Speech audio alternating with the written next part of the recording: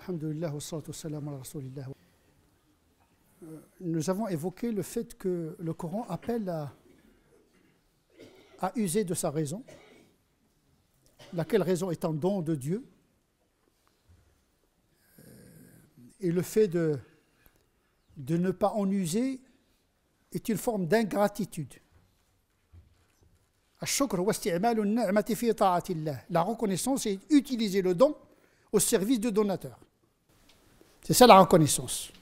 Si Dieu nous a donné la vie et la raison, eh bien il faut en faire un bon usage en guise de reconnaissance de celui qui a été à l'origine de ce don. Et donc le Coran rappelle que la raison, la réflexion, l'usage de l'intelligence est un don et une grâce de la part d'Allah. Il ne faut pas laisser sa raison et penser avec la raison des autres.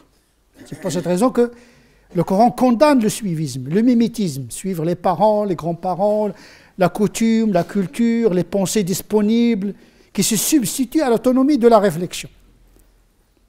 Sachant que chaque individu, chaque croyant va être jugé individuellement. Donc, il n'y a pas de jugement collectif, ni communautaire, ni par nationalité, mais par individu. Et donc, à cet égard, l'islam responsabilise d'abord l'individu.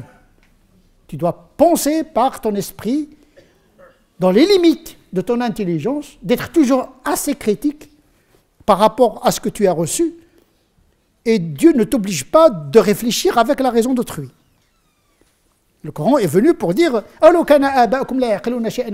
si vos parents ne savaient rien, et si vos parents étaient égarés. Donc la collectivité, la société, la communauté n'est pas synonyme de vérité. Et donc l'islam appelle à l'autonomie dans la réflexion, mais également réfléchir avec les autres. Donc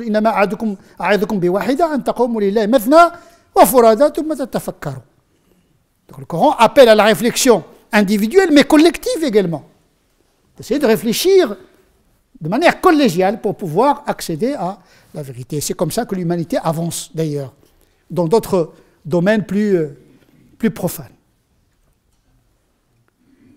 Il a appelé également le Coran, après la libération de la raison et l'autonomie de la réflexion, l'appel à l'autonomie de la réflexion, il a appelé à la foi, mais une foi volontaire et libre et consentie. La ikra fi din. On n'impose pas la foi. La foi s'épouse par un sentiment de conviction. La foi est antinomique à la coercition. C'est pour cette raison que le Coran dit « La ikra fi din ». On ne peut pas contraindre les gens pour devenir des croyants. Parce que la croyance, c'est un élan du cœur. Ce n'est pas toi de guider les gens. Tu transmets. Mais les cœurs palpitent par la volonté d'Allah subhanahu wa ta'ala. Ils vibrent par la volonté d'Allah subhanahu wa ta'ala. Laysa alayka hudam, tu n'as pas à les guider. Ma'al rasul ila al-balagh. Le prophète n'a qu'une seule mission, c'est de transmettre. D'ailleurs, c'est ce que nous faisons avec nos enfants. On n'est même pas dans le stade de l'éducation. On transmet, on négocie les valeurs avec les enfants. Pourtant, on a un pouvoir sur nos enfants. Malgré ce pouvoir de parenté, on n'arrive pas à imposer, parce que c'est contre nature. C'est contre. Dieu ordonne ce qui est naturel, ce qui est sage. On ne peut pas imposer. Parce que toute coercition produit de la perversion et la subversion. C'est pour cette raison qu'il n'y a pas de coercition, parce que obliger les gens à se convertir à l'islam, c'est multiplier le nombre d'hypocrites dans une communauté. Et vous savez, l'hypocrisie, qu'est-ce qu'il fait au sein d'une communauté? C'est l'implosion garantie. L'islam ne cherche pas à multiplier des gens qui sont croyants par intérêt, par opportunisme. Ce n'est pas bon ni pour la foi, ni pour la communauté spirituelle. فَمَنْ شَاءَ فَلْيُؤْمِنْ وَمَنْ شَاءَ فَلْيَكْفُرْ. Celui qui veut croire, qu'il croit. Celui qui ne veut pas croire, qu'il ne croit pas. لَعَلَّكَ بَاخِعٌ نَفْسَكَ عَلَى آثَارِهِمْ إِنْ لَمْ يُؤْمِنُوا بِهَذَا الْحَدِيثِ أَسَفًا. Le prophète, il brûlait de l'intérieur de voir des gens se détourner de la foi. Le Coran le console. Pourquoi tu brûles pour rien? Pourquoi tu brûles tes nerfs pour rien? Ce n'est pas à toi de les guider. Il faut que tu sois conscient de ça. Il y a un mystère qui nous dépasse. Il y a quelque chose qui nous dépasse. Le jour du jugement dernier, on va découvrir les mystères de Dieu comme il se doit. Et on va être étonné d'abord de la grâce de Dieu, de la miséricorde de Dieu, des mystères de Dieu qui sont pour nous actuellement cachés. Pour l'instant, on est dans Alam al-Ghaib par rapport à notre monde qui sera Alam Shahada. Là, on va voir les choses. Le jour du jugement dernier, on va découvrir les choses. Les gens sont dans le sommeil, dès qu'ils meurent, ils se réveillent. Donc il y a des choses qui nous sont cachées, faisons confiance à Dieu. Il nous dit, vous transmettez, mais les corps c'est entre les mains de Dieu, c'est tout. Dieu, il sait les excuses des uns et des autres. Il y a ceux qui sont des incroyants honnêtes, n'ont pas trouvé de raison pour croire. Tout simplement, ils sont excusés ceux-là. Mais celui qui connaît la vérité et qui mécroit en connaissance de cause, celui, il a commis une faute morale, pas intellectuelle. La faute morale, c'est transgresser une norme en connaissance de cause. C'est ça le kufr, qui sera jugé le jour du jugement dernier. C'est un acte immoral, pas une faute intellectuelle, parce qu'il y a des gens qui ne trouvent pas de raison. Lisez le Coran aujourd'hui, pour des non-croyants, ce n'est pas un miracle pour eux. Ça ne leur dit rien du tout. Il y a une distance entre la révélation lors du moment coranique et ce que nous lisons aujourd'hui dans le corpus. Ce n'est pas la même époque. En plus, il n'y a pas le prophète parmi nous, il n'y a pas de miracle. Il y a une distance qui nous sépare de la vérité du moment coranique. Donc, celui qui veut croire qu'il croit, celui qui ne croit pas, c'est à lui de faire le choix. Mais une fois qu'on est croyant, cela implique une action. Souvent le Coran parle de l'iman puis l'action.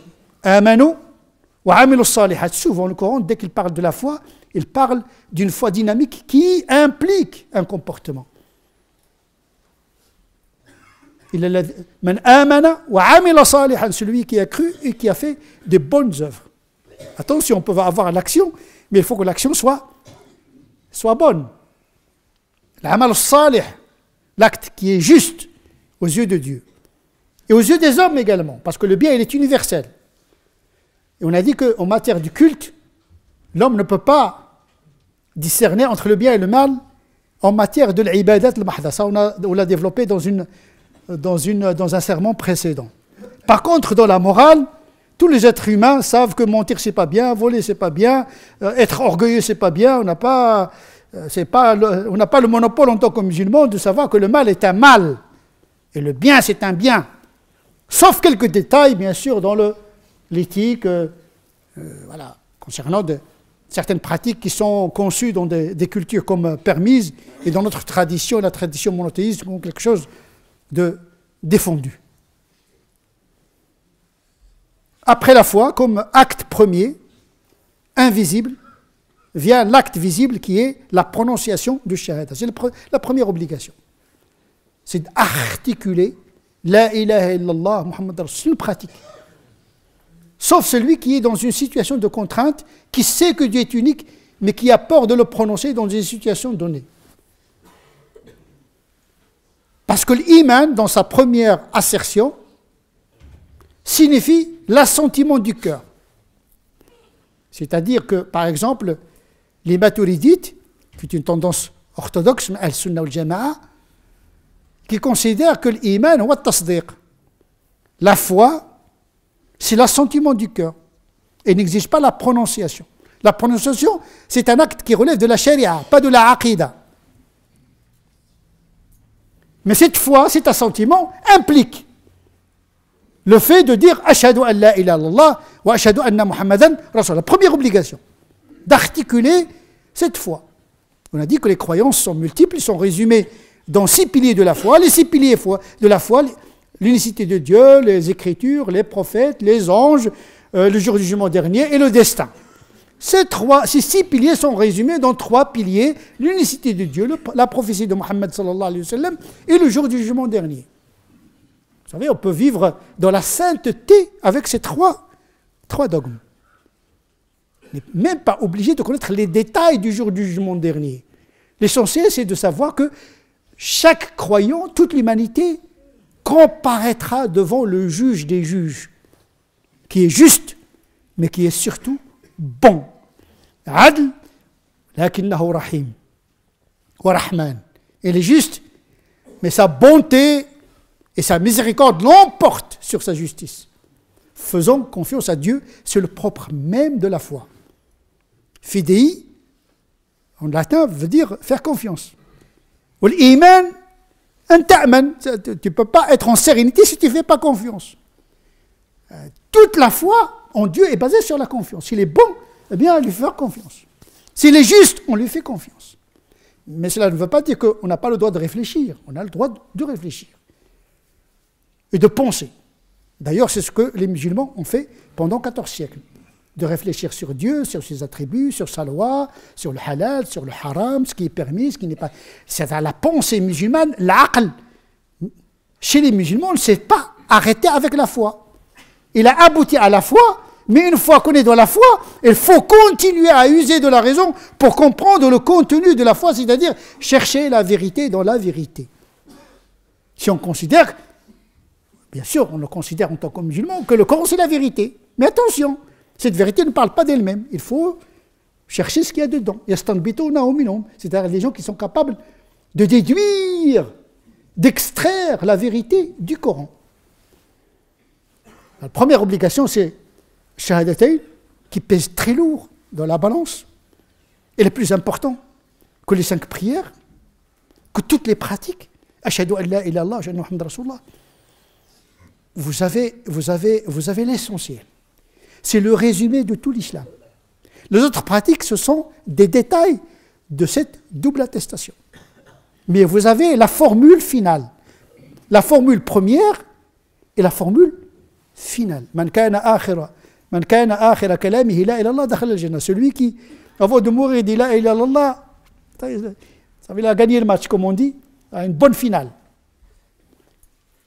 Et donc, mais cette la ilaha, il faut l'entretenir, parce qu'on risque de l'oublier. C'est pourquoi il y a les 5 prières, il y a le jeûne, il y a les pratiques qui permettent d'entretenir cette formule du salut.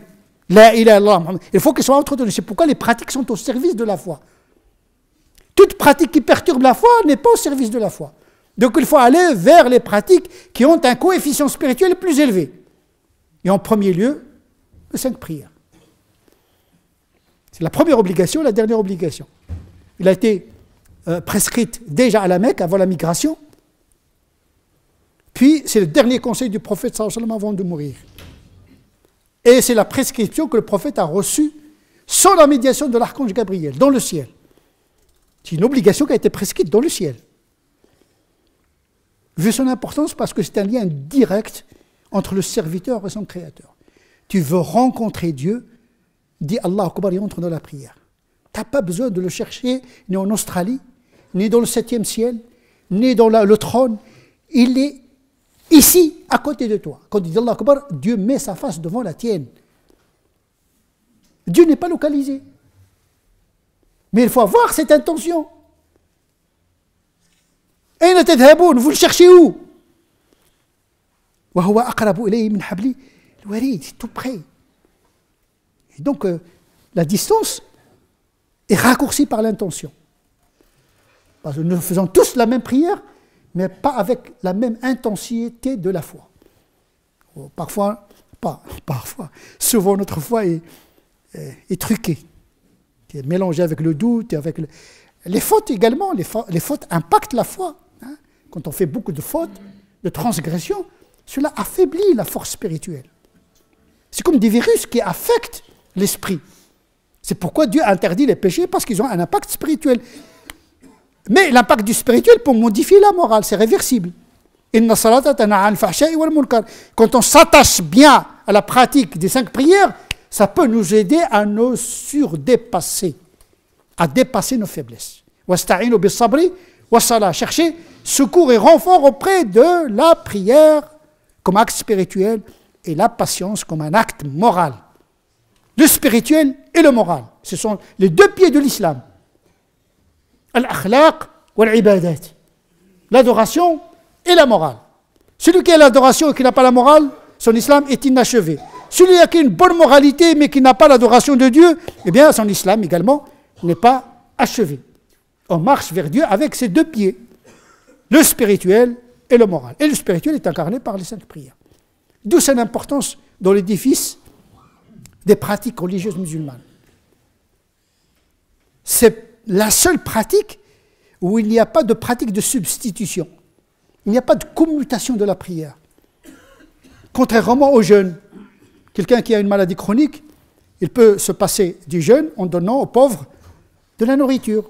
On peut la substituer. La zakat, troisième pilier de l'islam, si on n'a pas l'argent, on n'a pas à donner la zakat. Le pèlerinage, si on n'a pas la santé et l'argent. Par contre, la prière, que vous soyez jeune, vieux, ignare, savant, en voyage, sur le lit de l'hôpital, il n'y a aucun moyen de substitution de la prière. La prière se substitue par elle-même. Si tu ne peux pas faire la prière debout, tu la fais assis. Si tu ne peux pas la faire assis, pour une contrainte ou une autre, tu la fais allongée. Si tu ne peux pas la faire allongée, par la tête, sinon par les yeux, sinon par le cœur, sinon par ta conscience profonde et ton âme. Mais tu ne peux pas l'échanger avec une autre pratique. Il dit, oui, moi je ne fais pas la pratique, mais je suis gentil, mignon, je fais beaucoup de choses. Non, non, non, gentil, mignon, c'est une chose. Et la pratique, on ne peut pas mélanger quelqu'un qui fait les 5 prières, qui boit le vin, qui fait la fornication, qui ne fait pas le jeûne, est mieux que quelqu'un qui fait le jeûne, qui ne fait pas de fornication et qui ne fait pas les 5 prières. Ben c'est ça. Parce que la première des choses que Dieu voit dans ton dossier, c'est la prière. Si la prière est bonne, il ne te pose même pas la question ni sur le jeûne, ni sur rien du tout. Mais si tu n'as pas la prière, tu n'as pas le capital. Pourquoi tu cherches le bénéfice? Celui qui n'a pas le capital ne doit pas chercher le bénéfice. Parce qu'il est endetté. Il ne faut pas sous-estimer les 5 prières. On est en train de perturber nos jeunes avec des pratiques secondaires aux dépens de ce qui fait l'essence même de la religion. La prière est un art, c'est une philosophie, une manière de vivre, une manière de se connecter avec la transcendance. C'est un moyen de transformation radicale de l'esprit et du cœur. Si les musulmans du monde entier ont changé leur rapport à la prière, leur situation civilisationnelle, eh bien, serait changée. Malheureusement, on ne commence pas par la fin, on commence par le commencement. C'est pour cette raison que dans la tradition musulmane, on commence d'abord par accomplir les devoirs. Et les premiers devoirs, c'est les devoirs envers Dieu. On ne commence pas par les interdits. Les 5 piliers de l'islam, il n'y a pas d'interdit dans les 5 piliers de l'islam. Il y a la prière, le jeûne. On commence par un esprit positif. On commence par l'action, pas par l'abstention. On n'éduque pas nos enfants à coup d'interdits. L'interdit est psychologiquement néfaste pour l'éducation. Quand un enfant grandit dans la logique, haram, fais attention, vous allez fabriquer un esprit assiégé, négatif. Par contre, si vous l'éduquez sur l'action, les 5 prières, le jeûne du mois de Ramadan, faire le bien, comme dit le Coran, Ya ayyuhalladhina amanu rka'u wasjudu wa'budu rabbakum wa fa'alu al-khayr. Oh, vous qui avez cru, inclinez-vous, c'est-à-dire le recours.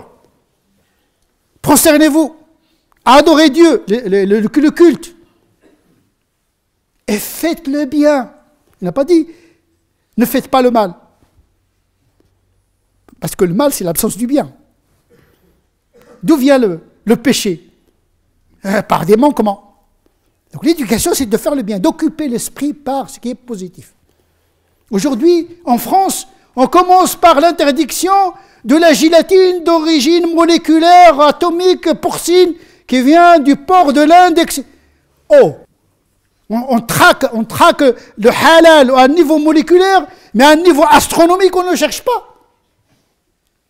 Alors qu'on sait que najasa, ce qui est impur, une fois qu'il est transformé biochimiquement, il n'est plus impur. L'alcool qui devient vinaigre, le porc qui est transformé, il devenait des molécules diluées, il n'est plus porc. Le bonbon, on ne mange pas la chair du porc. Nos enfants grandissent des détraqués. Alors qu'on n'insiste même pas sur les 5 prières, sur Birr al-Walidayn, sur la générosité, la bonté. C'est devenu un islam de superstition. Identitaire, des marqueurs surtout économiques. Là où il y a l'économie, il y a le halal et le haram. Maintenant, c'est l'économie, la logique économique qui détermine le rapport à la religion. C'est néfaste. C'est grave pour l'éducation de nos enfants. Revenons à la prière.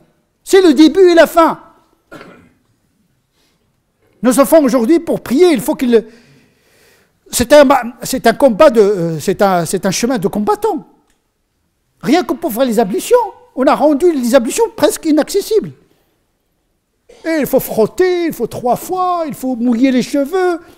Vous vous rendez compte, quelqu'un qui est passé chez le coiffeur, surtout pour les femmes, vous dites, allez, vous allez faire le masharra selon l'imam Malik, vous allez faire comme ça, vous allez... Écoutez, moi, ma coiffure, je vais la garder toute la journée, l'audo, je vais le laisser une fois chez moi, et là, personne ne me voit, si je suis belle ou moche, si je suis beau, etc., je peux faire les ablutions selon la doctrine malikite. C'est ça. Moi, je me souviens quand j'étais enfant, ma bête noire, c'était les ablutions. Il faut enlever les chaussettes, il faut enlever les trucs. C'est devenu. Tu dis, comment tu vas faire? Tu es un jeune comme les autres. Tu fais le sport, tu es dans l'école, tu es dans le travail, etc. Et tu lui proposes une manière de faire les ablutions, une manière de faire la prière qui n'est pas en phase avec son rythme sociétal. Ça s'appelle demander l'impossible. C'est anti-shariatique. Et le Coran nous a résumé les ablutions. Vous essuyez les cheveux, vous lavez le visage une fois, vous lavez les mains jusqu'au coude une fois, vous essuyez les cheveux, et selon une variante coranique, vous essuyez les pieds. Ce n'est pas vous les mouillez comme vous humidiez les cheveux. Et tu dis Allahu Akbar.